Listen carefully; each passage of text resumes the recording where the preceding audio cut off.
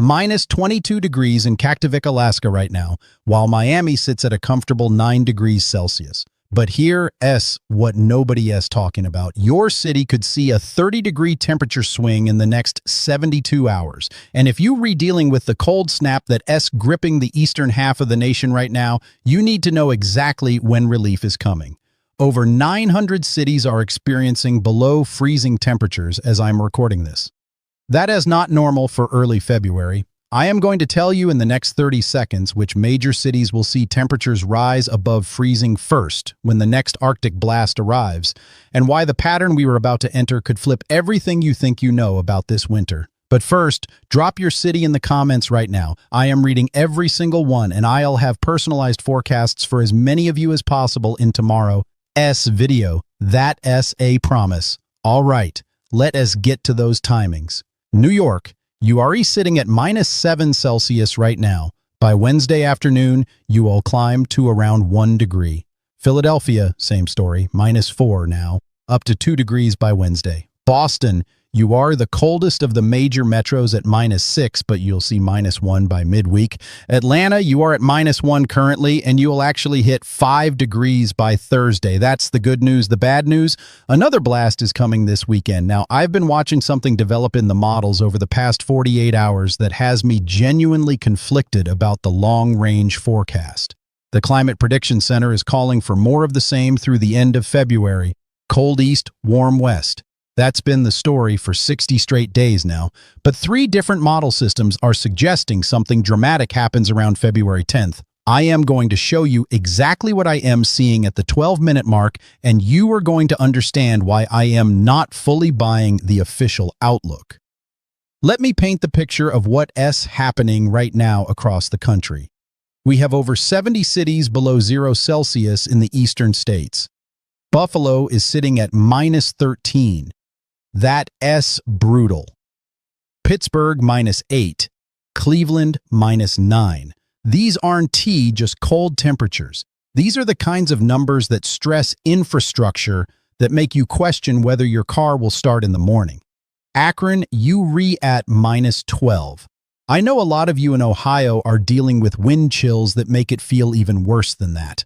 But here's where it gets interesting. Look at the west. Phoenix is 28 degrees, pleasantly warm. That's not just a little warm, that's 70 degrees Fahrenheit. Los Angeles is 23, San Diego 18. And this temperature gradient, this massive difference between east and west, is actually the key to understanding everything that's about to happen. Because when you have this kind of setup where warm air dominates one side of the country and Arctic air dominates the other, something eventually has to give. Let's talk about the Midwest for a second. Chicago, you are at minus 4 with passing clouds. Minneapolis, also minus 4 but overcast. These temperatures are actually about to moderate slightly midweek before that next push of cold air arrives. Des Moines at 2 degrees, you might actually see some light snow Tuesday night into Wednesday. Not a lot, maybe an inch or two, but enough to make the Wednesday morning commute a little more interesting. Cedar Rapids, you are already seeing light snow as I record this. That's going to continue overnight with temperatures dropping to minus 6. Now, I want to address something a lot of you have been asking about, the snow drought in the Cascades and other western mountain ranges. Seattle at 12 degrees, Portland at 14. These are mild temperatures, but more importantly, you're not seeing the snowfall you normally would this time of year. The Sierra Nevada, the Cascades, even portions of the Rockies have been dealing with below average snowpack. And this matters, not just for skiing, although I know many of you care about that, but for water supply later in the year. Snowmelt feeds rivers, replenishes reservoirs, waters crops. A snow drought in winter means potential water concerns in summer. And here's the thing that might give you some hope. Around February 10th, maybe the 12th, we are seeing model guidance suggest a complete pattern flip. Cold air moves into the west. That means precipitation. That means snow for the mountains. I'm going to dive deep into this around the 17-minute mark, but I wanted to plant that seed now because if you're in the west and you've been frustrated by the warm, dry pattern, there might be light at the end of the tunnel. Let's work our way through the south.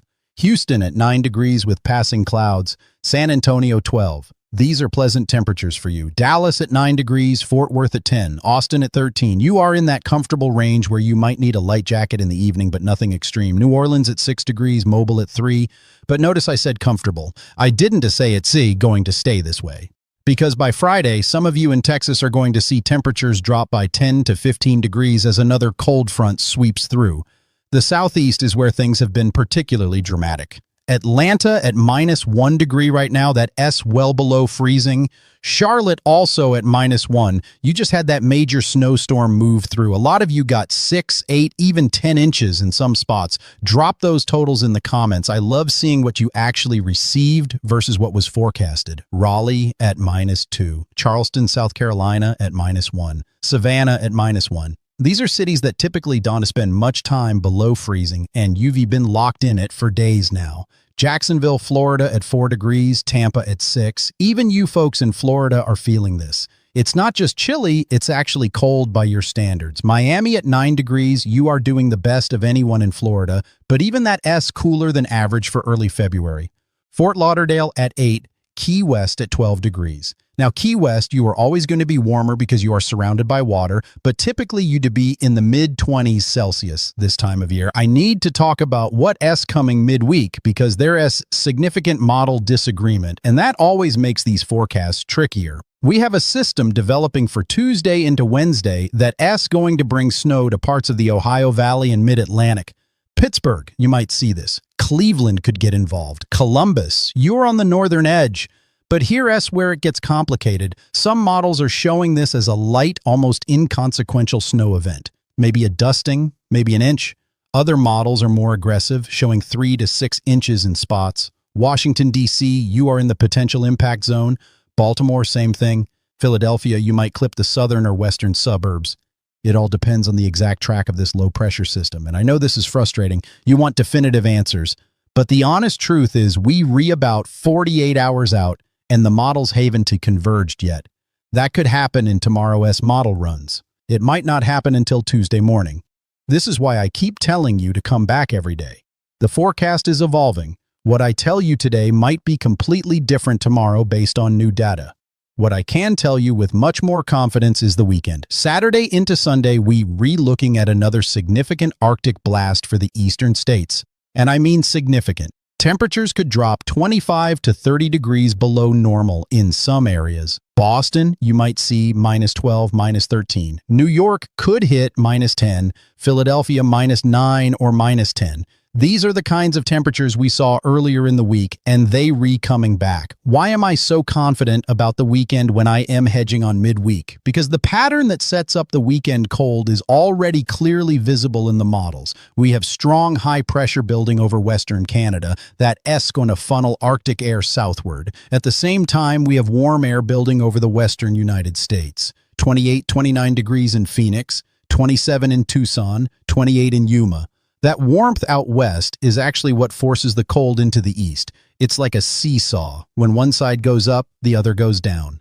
Let me take you through some more cities because I know you want to hear about your specific area. Denver at 14 degrees with partly sunny skies.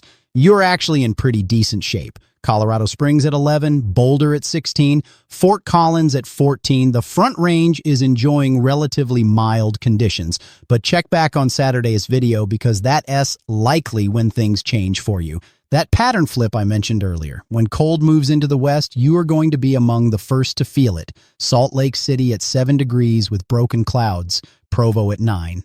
These are cool temperatures, but again, about to get colder when that pattern shifts. Boise at 9 degrees and sunny, Spokane at 5 degrees with light rain and low clouds. You rewrite on that margin between rain and snow. Temperatures drop another couple degrees and you re-looking at accumulating snow instead of rain. Portland, Oregon at 14 degrees. Salem at 13 with light rain and mostly cloudy skies. Eugene at 14, you are in that typical Pacific Northwest pattern, mild, damp, cloudy. Seattle at 12, Tacoma at 11, Bellingham at 11, and sunny. Actually one of the nicer spots in the Northwest right now. But again, and I'm going to keep coming back to this because it's important. Watch what happens in about 8 to 10 days. Let S swing through the plains. Kansas City at 2 degrees. Both the Kansas and Missouri sides are seeing clear skies and chilly temperatures. Omaha at 4 degrees with overcast skies. You're slightly milder, but cloudier. Wichita at 2 degrees. Topeka at 3. These aren't terrible temperatures for early February in the plains, honestly. UV dealt with worse.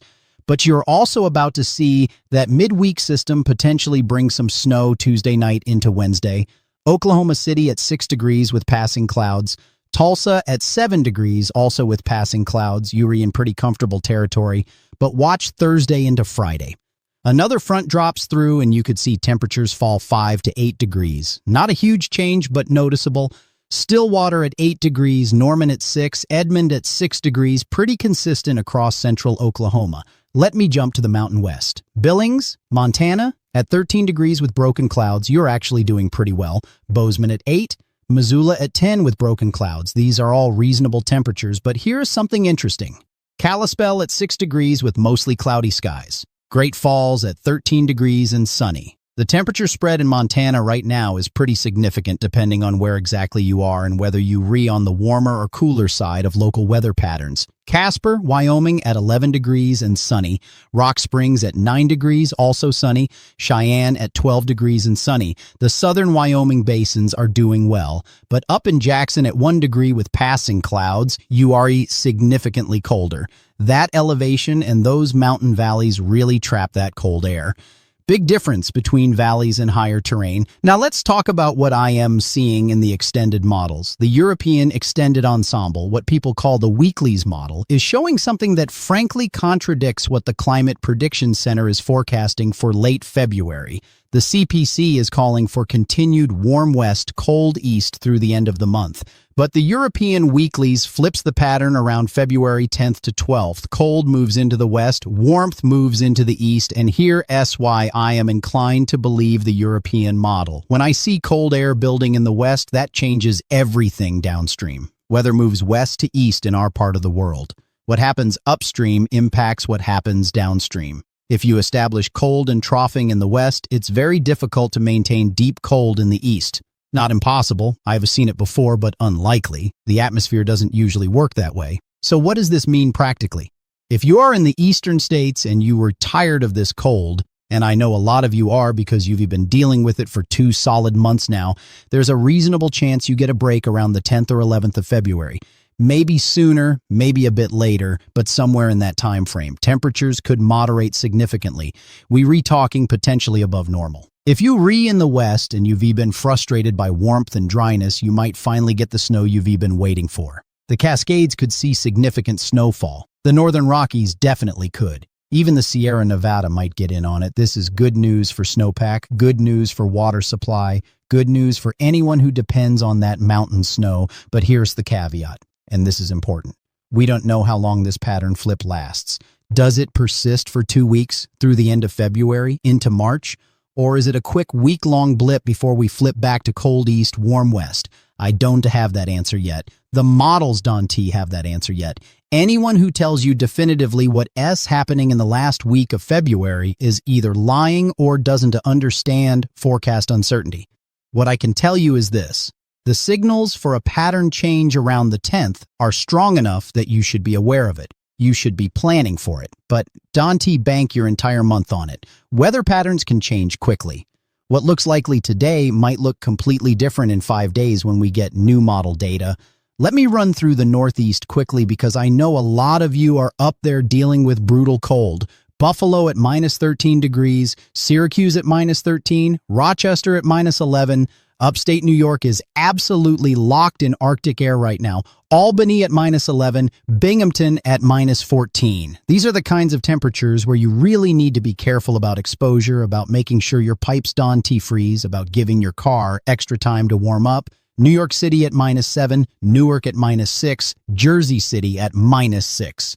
The metro area is cold, but not quite as cold as upstate. Still, these are well below freezing temperatures that have persisted for days. Hartford, Connecticut at minus 7, Bridgeport at minus 7, New Haven at minus 7. Pretty consistent cold across Connecticut. Boston at minus 6 degrees with overcast skies. Worcester at minus 9, Springfield at minus 9. Massachusetts is feeling it. Providence, Rhode Island at minus 6 with passing clouds. Portland, Maine at -5, Bangor at -8 with passing clouds. The farther north you go in New England, generally the colder it gets, though coastal locations sometimes do a bit better than inland. I want to talk about that weekend system again because there is also some uncertainty there. Most models are showing a classic inland low-pressure system tracking north through the Ohio Valley into the Great Lakes. That would bring widespread light to moderate snow from Kentucky up through Pennsylvania into New York and New England. We re-talking 2 to 4 inches in most places, maybe 5 or 6 in favored locations. Not a blockbuster storm, but enough to shovel, enough to impact travel. However, some model guidance has occasionally shown energy transferring offshore and developing a more significant coastal storm. If that happens, you could be looking at a much bigger snow event for the mid-Atlantic and Northeast. We've seen this movie before. The models show one solution until 48 hours out, then suddenly everything transfers offshore and cities get hammered with snow. I am not forecasting that. I am just saying it's within the realm of possibility and we need to watch for it. The more likely scenario based on current trends is the inland low, moderate snowfall, manageable, not fun to drive in but not a disaster, cold temperatures accompanying it, Saturday highs struggling to get out of the -teens Celsius for many locations, Sunday not much better. That as the weekend we re-looking at in the east. Let me get back to the west for a moment. Los Angeles at 23 degrees and sunny, San Diego at 18 with passing clouds, Anaheim at 26 degrees. These are summer-like temperatures. Ontario at 28, Riverside at 29, Bakersfield at 18. If you're in Southern California right now, you're reliving your best life weather-wise. Enjoy it while it lasts because that pattern flip could bring cooler, wetter conditions your direction too. San Francisco at 17 degrees with partly sunny skies. Oakland at 18 with broken clouds. San Jose at 17 with scattered clouds. The Bay Area is pleasant, not as warm as Southern California, but comfortable. Sacramento at 17 and sunny. Stockton at 17 and sunny. Modesto at 18 and sunny. The Central Valley is mild, but let's go north. Redding at 19 degrees and sunny. Eureka at 14 degrees and sunny. The Northern California coast is cooler, but still nice. And notice the sunshine. You are not dealing with the clouds and rain that typically dominate this time of year. That's a part of the pattern we've been discussing. High pressure over the west, dry conditions below normal precipitation. Now I'm going to address something I said earlier. I mentioned model disagreement on that midweek system. Let me show you what I mean. The European model is showing this as a relatively weak event. Light snow, minor accumulations, mainly nuisance snow. The GFS model has been more aggressive, at times showing 3 to 6 inches for parts of the Ohio Valley and Mid-Atlantic. That is the difference between, oh, it is snowing a little and I need to shovel the driveway before I can leave. Which model do you trust? Honestly, this close to the event, I'd probably lean slightly toward the European because it has a better track record overall. But the GFS has been handling these cold season events pretty well lately. So I am kind of splitting the difference in my mind. Prepare for light to moderate snow if you're in the potential impact zone. If it ends up being just flurries, great. If it ends up being 4 inches, you were ready. This is exactly why I tell people to check back tomorrow. We'll have new model runs tonight. By tomorrow's video, the picture could be much clearer. Or it could be muddier. That forecasting. It's a process, not a one-time answer. Let me run through some southern cities. Memphis at -1 degree with passing clouds. Nashville also at -1 with passing clouds. Chattanooga at -1. The Tennessee Valley is locked in freezing temperatures. Knoxville at -7 degrees. That's particularly cold for East Tennessee. Birmingham, Alabama at 2 degrees with passing clouds, Montgomery at 3 degrees, Mobile at 3 degrees, Huntsville at -2.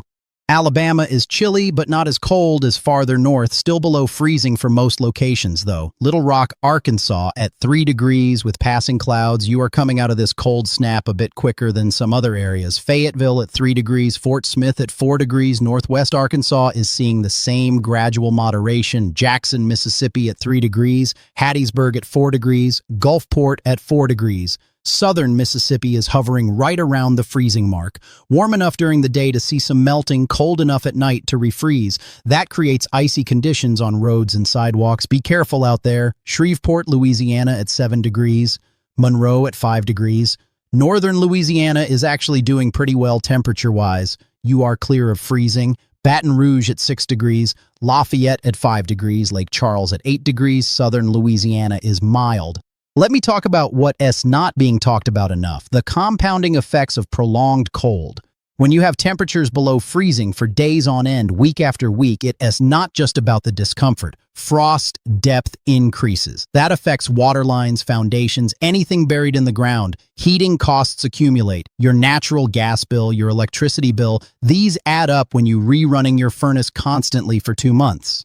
And for a lot of you in the South, your infrastructure isn't designed for this. You don't have the same level of insulation that homes in Minnesota have. Your water pipes aren't buried as deep. This sustained cold creates problems that wouldn't exist if it was just a quick 3-day cold snap.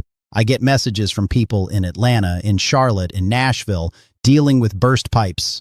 That's real money, real problems. So when I talk about pattern changes, I am not just talking about comfort. I am talking about mitigating ongoing damage and costs. This matters to people's lives in concrete ways. All right, let's go through the Southwest. Phoenix at 28 degrees, Mesa at 28, Scottsdale at 27, Tempe at 28. The Phoenix metro is hot, not warm, hot. Tucson at 25 degrees, Yuma at 28 degrees. This is truly summer, like warmth in the middle of winter. Las Vegas at 21 degrees with partly sunny skies. Henderson at 22 degrees, North Las Vegas at 21. Southern Nevada is warm and dry. Reno at 18 degrees with partly sunny skies. Northern Nevada is cooler but still pleasant. Albuquerque at 13 degrees and sunny. Santa Fe at 12 degrees and sunny. Las Cruces at 13 degrees and sunny. New Mexico is seeing typical mild winter weather. El Paso, Texas at 21 degrees with passing clouds. You straddling that line between the warm southwest and slightly cooler areas to the east. I need to mention something about the precipitation outlook because it ties into everything we've been discussing. The European model is showing below-average precipitation for the eastern states over the next 2 weeks. Despite the cold, despite the storm systems we retracking, overall we're in a drier pattern. Not completely dry, we'll still have events, but below normal overall. Meanwhile, the West finally starts to see above-average precipitation in the second week of February. That lines up with the pattern flip we've been discussing. Cold air moves into the west, storm systems follow, precipitation increases. For areas dealing with snow drought, this is the break you've been waiting for. But here's the thing. 1 week of above-average precipitation doesn't fix 2 months of below-average precipitation. The deficit is real. It will take sustained wetter than normal conditions to get snowpack back to average levels. So even if the pattern flips favorably for the West, you are not out of the woods yet in terms of long-term drought concerns. Let me cover some cities I haven't touched yet. St. Louis at -2 degrees with passing clouds. Kansas City, Missouri at 2 degrees. Columbia, Missouri at 1 degree. Springfield, Missouri at 1 degree. Missouri is cold, but starting to moderate slightly from the worst of the recent cold snap. Indianapolis at -8 degrees. Evansville at -4. Fort Wayne at -11. Indiana is locked in bitter cold. Louisville, Kentucky at -5. Lexington at -8. Bowling Green at -4. Kentucky is the same story. Cold, persistent, exhausting for people dealing with it day after day. Cincinnati at -10 degrees. Dayton at -8. Cleveland at -9. Columbus at -9. The Ohio cities are all clustered in that -8 to -10 range. Brutally cold. I want to come back to the forecast philosophy for a moment. I could sit here and tell you with absolute certainty what's going to happen 3 weeks from now. Some forecasters do that. They make bold, confident predictions about things that are genuinely uncertain. But that's not honest forecasting. The truth is, beyond about 7 to 10 days, forecast confidence drops dramatically. What we can do is identify pattern signals. We can see that models are suggesting a change around February 10th. We can assess how likely that is based on physics, on pattern recognition, on what makes atmospheric sense. But we can to be certain. And I'd rather tell you I think this is likely, but I am not sure than lie to you and say this will happen when I don't actually know. This is why I keep asking you to come back tomorrow. The forecast evolves. New data comes in. Models adjust. Sometimes they converge on a solution and confidence increases. Sometimes they diverge and confidence decreases. It's a daily process. All right, let me hit some more cities. Detroit at -7 degrees, Grand Rapids at -7, Lansing at -7, Ann Arbor at -9, Flint at -9. Michigan is thoroughly cold. Milwaukee at -3 degrees with partly cloudy skies. Madison at -4 with overcast skies. Green Bay at -4 with mostly cloudy skies. Wisconsin is cold, but not quite as extreme as Michigan or Ohio. Minneapolis at -4 degrees with overcast skies. St. Paul, same thing. Rochester, Minnesota at -4. Duluth at -5. Minnesota is in that zone where these temperatures are cold, but honestly not unusual for early February. You are built for this. Your infrastructure handles it. You expect it. The difference is this cold has been relentless. You haven't gotten the warm breaks that usually happen even in Minnesota winters. There's typically a thaw at some point, a few days where you get into the positive single digits, maybe low double digits Celsius. That hasn't really happened this winter. It's been cold, stay cold, get colder, repeat. Fargo, North Dakota at -8 degrees with overcast skies. Grand Forks at -10 with passing clouds. Bismarck at -1 degree with overcast skies. Minot at -6 degrees. North Dakota is experiencing the same unrelenting cold pattern. Rapid City, South Dakota at 5 degrees. Sioux Falls at 1 degree with mostly cloudy skies. Pierre at -1 degree. South Dakota is on that transition zone between the worst cold and slightly more moderate air. Let us talk snow totals from recent events because I want to hear from you. If you were in the Carolinas, Virginia, Tennessee, Kentucky, anywhere that got snow from that last system, drop your totals in the comments. Tell me your city and how much you measured. I love comparing actual totals to what was forecasted. It's valuable feedback. It helps me understand which models verified better in which areas. And if you had any interesting stories from the storm, share those too. Did you lose power? Were roads a disaster? Did you build a snowman? These are the human elements of weather that matter just as much as the meteorology. All right, I'm going to wrap up with the key points you need to remember. 1, we have another cold blast coming this weekend for the eastern states. Potentially historically cold, temperatures 25 to 30 degrees below normal. This is a high confidence forecast. The pattern is clear. It's going to happen. 2, there's a system midweek Tuesday into Wednesday that will bring snow to parts of the Ohio Valley and Mid-Atlantic. The exact intensity is still uncertain. Could be light, could be moderate. Check tomorrow's video for updates as models hopefully converge. 3, around February 10th, possibly a few days earlier or later, we're likely to see a significant pattern flip. Cold moves into the west, warmth into the east. This is moderate confidence.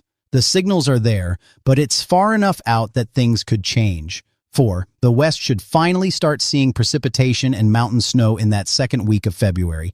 Good news for snowpack, for water supply, for anyone who's been frustrated by the dry pattern. 5, uncertainty is real beyond 10 days. Anyone claiming to know exactly what's happening February 20th is guessing. We can identify trends and possibilities, but confidence is low. So what do you do with this information? If you're in the east, prepare for another bout of serious cold this weekend. Make sure you restocked up on whatever you need. If you're in the potential snow zone midweek, keep an eye on forecasts. If you're in the west, particularly the mountains, pay attention to that 10 to 12 day time frame for potential pattern changes. And most importantly, come back tomorrow. I'll have updates on all of this. The midweek system will come into clearer focus. We'll see if the weekend cold looks even worse or maybe moderate slightly. We'll track any new developments in that long-range pattern signal. Leave your city in the comments. I'm going to try to cover as many of your specific locations as possible in upcoming videos. Tell me what you are dealing with, what you are seeing, what you want to know. I'll see you tomorrow with another